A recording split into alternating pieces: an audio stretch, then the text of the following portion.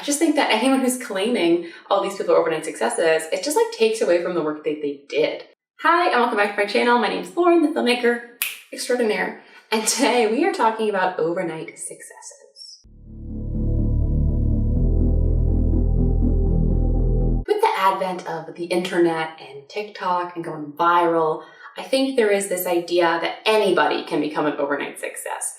And that, people who do suddenly explode, it's always because they're an overnight success. But I really don't think that's the case. I think most of the time when someone kind of blows up, their career blows up, they didn't just like luckily stumble onto that. Like I think you might see that with a couple TikToks, maybe that still happens on YouTube where all of a sudden someone just like blows up out of nowhere, like on their second video or something.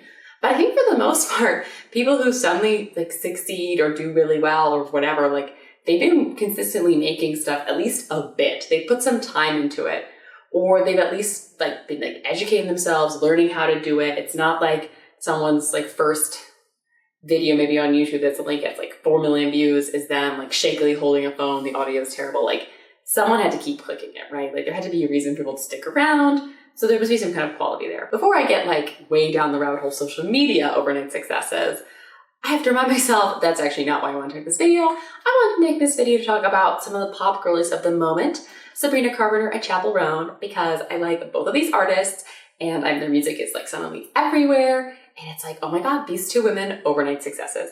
And I just wanted to make a quick little rant sort of video to be like, no, neither of these women are overnight successes, but that doesn't make them worse artists. In my opinion, that's like not necessarily like more impressive, but it's like impressive in a different way because it shows dedication, it shows effort, it shows growth, it shows just like so much drive to accomplish your dreams. And that's super inspiring to me personally because, although it could happen for me in some facet of my life or career, like I don't anticipate ever being like an overnight success, but like I hopefully will see, career growth. It might be different speeds and paces, but like I see, woohoo, filmmaker Lauren, it's gonna happen. I just think that anyone who's claiming all these people are overnight successes, it just like takes away from the work that they did to get to that point. And it's like almost like cheapens the achievement because obviously if, Chappell Roan woke up, decided to write Good Luck Babe, had done nothing else. Wow, I mean, that would be an insane like blow up and absolutely. But like she didn't. So I just want to do a quick little history of these two artists to just explain why they're not overnight successes, but that doesn't make them like less cool. I also think being an overnight success may not be everything it's cracked up to be, and we'll get to that towards the end of the video. First, we have 26-year-old Chappell Roan. She's openly lesbian. Her artist style's drag queen. She's also from Missouri, which is why the rise and fall of a Midwest princess is like apt. She's like from the Midwest. And that album did not come out this year. It came out in September of 2023. But it's only literally in June of 2024 hit the top 10 of the Billboard Top 200. Obviously, it took a little bit of moments. And I was also partially inspired by this video because I saw a tweet of like a graph. If I can find it, I will put it in here.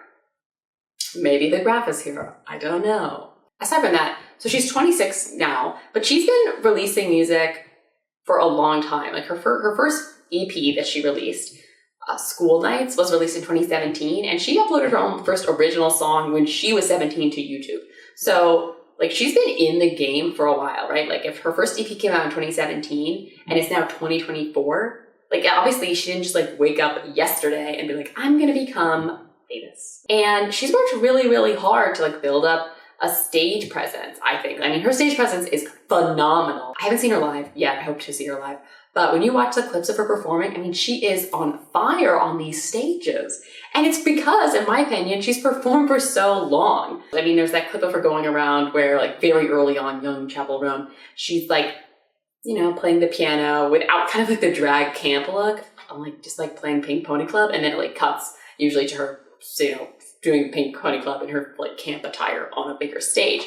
But like she started out, just like the small, how artists often start out, right? Performing in small places. And then she's like really grown from that. I mean, she opened for Olivia Rodrigo for both Sour and Guts, right? She's opened for other artists, like building up that stamina, building up the steam. And then it was like all catapulting. So by the time she opened for Guts more recently, she was starting to get, we're getting some more attention. She did the Tiny Desk concert. Obviously, the album she dropped in September, so she's trying to, pushing these songs. And to be clear, I'm not going to pretend like I've known Chappell Roan and I've known about Chappell Roan for a long time. I'm pretty sure I discovered her in February because I, was watching like Olivia Rodrigo tour concert footage and stuff, and that's when she started popping up for me. And that was in February. And then, I was getting excited for her Good Luck Babe song, which is, became like a pretty big hit of hers. You may have heard it. And it's like a comp het song, which is a pretty big deal, actually. Like, side note, to have like an openly lesbian singer singing a song about two women who are in love, lesbians, and then one lesbian choosing to like stay in the closet and end up married to a man and like regretting that. Like, that's pretty insane that that's like a popular trending song. And one of the reasons why I think like the fact that Chappell Roan is doing so right now, like we should be like, oh my God, yes, right? Anyways, so she releases Good Luck Babe in April, and then, she just keeps shooting up from there, right? We have her Coachella show, which had an insane crowd to the point where they like moved her up from performing in like a tent for Bonnaroo to like, she gets a stage, right? She's just like exploded in popularity. I know that it's also been a little hard for her because she did her speech in Raleigh talking about how it's been a lot. Her career suddenly just like taken off. That's when people are like, oh my God, the overnight success, right? Oh my God, yes. But like for her, she's not even an overnight success. And it's still really overwhelming to suddenly have all these people, all these eyes and attention on you.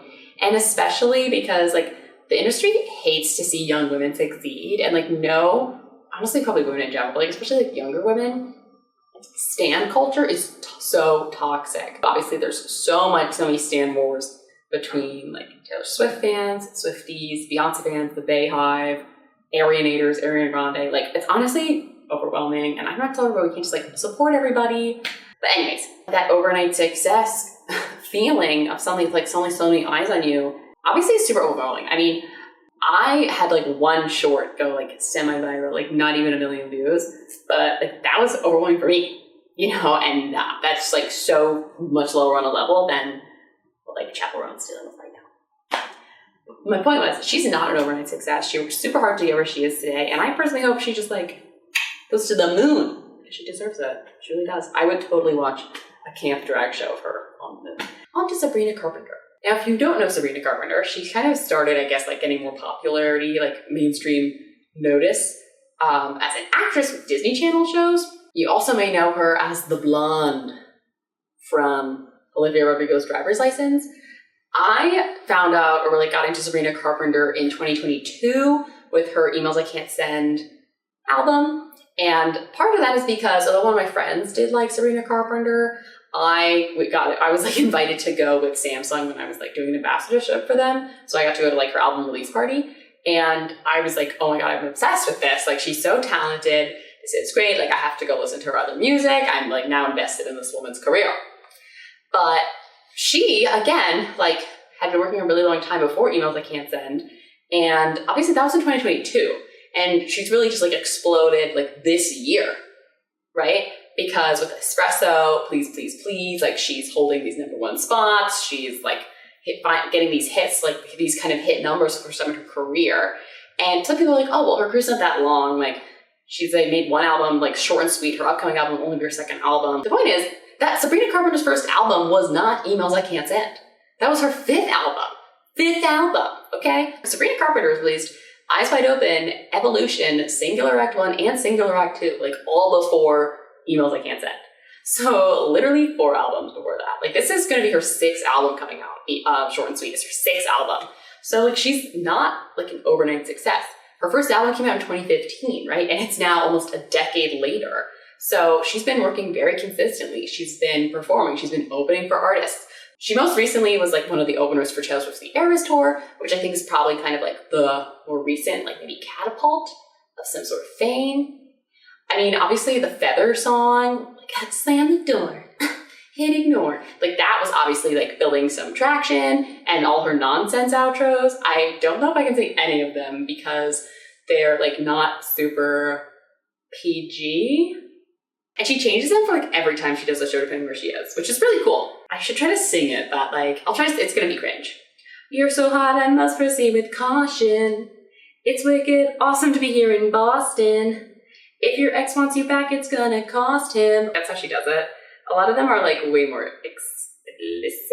I think they're like funny, but you know, they got a lot of interest. She released her Fruitcake EP, which was right before the holidays, you know, getting people are feeling excited, right? Like she's getting some interest from like the Taylor Swift tour, you know, she's like, woohoo.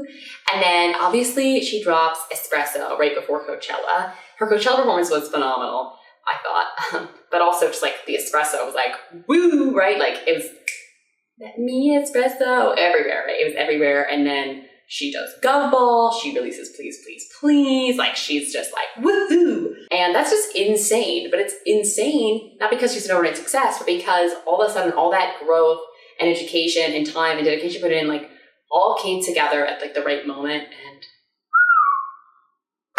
one of my professors in college used to say that like luck was the combination of being prepared and the opportunity. So it's like, yes, the opportunity is to come to you, which you could say, oh, that's lucky. But if you're not prepared to take that opportunity, it doesn't matter. And I do think, again, similar to Chappell Roan, I think Sabrina Carpenter has really good stage presence. They've been doing this for a long time. I'm not trying to have any like mean comments for the next singer I'm going to talk about. Dasha had a viral song on TikTok, and I even made a short about it because I think it's a fun song, Austin. But she was like then, you know, offered to perform on 100 Paces Live. And I really don't think she was prepared for it. And I don't mean that in like, oh, she wasn't prepared for it, like you suck. Like, I just think that she's not used to like performing like live on like large stages. And there's a big difference between like singing in a studio, singing while moving. I know for myself how it feels like I sing standing still or like moving around just for like kicks.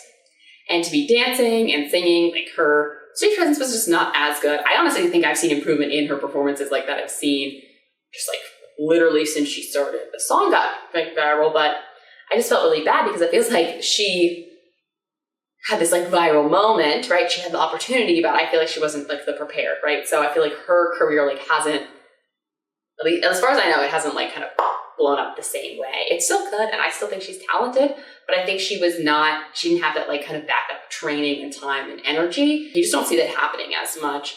Like there's a reason why Beyonce and Taylor Swift are doing like 3-hour shows, like no one else is doing it, right? Like they have the discography, they have the energy, they have the physical training, they have the stamina. Like they've been doing this for a long time. They know what they're doing.